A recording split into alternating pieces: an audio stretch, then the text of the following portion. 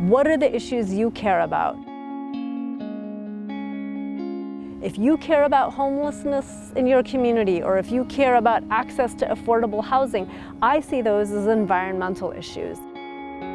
My name is Brinda Sarathy. I'm a professor at Pitzer College in the Environmental Analysis Field Group. I'm also the director for the Robert Redford Conservancy for Southern California Sustainability. I grew up abroad. I grew up in the Middle East, and I ended up going to boarding school in Kodaikanal, South India, surrounded by tropical montane forests. We depended directly on the lake for our water supply during instances of drought or rain shortages. We had to limit, for example, the number of showers we took. Everything was very, very intimately tied together in a highly visual and lived way, which we lose sight of in more developed countries because you turn on the tap and the water comes out. So I was enmeshed in the environment without even calling it an environmental issue. I had this keen awareness.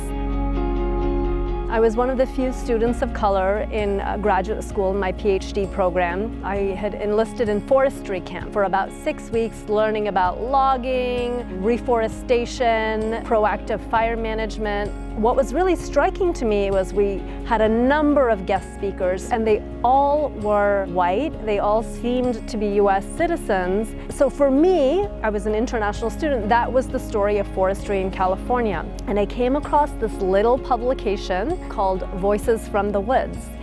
And it was a collection of oral histories. It was the first time I got to read vignettes by mushroom harvesters who were Southeast Asian, people who did fuels reduction on federal lands who were Latino, and these were voices completely absent.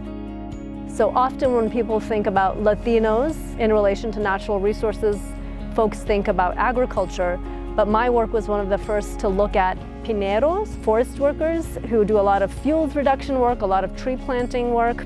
You know, these relations are there, it's just they're not necessarily known or in the mainstream. And so I feel really honored to have been able to shed some light on that.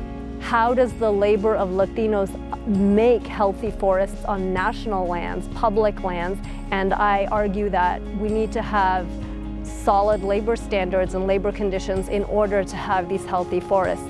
Environmental justice and concerns about justice really have to be at the heart of environmental issues. And one of the great things about a place like Pitzer is if you have vision, if you have determination, and if you can corral the resources and I would say sort of the gumption of other faculty, you can come together to better the social and natural environment, which is ultimately a common good.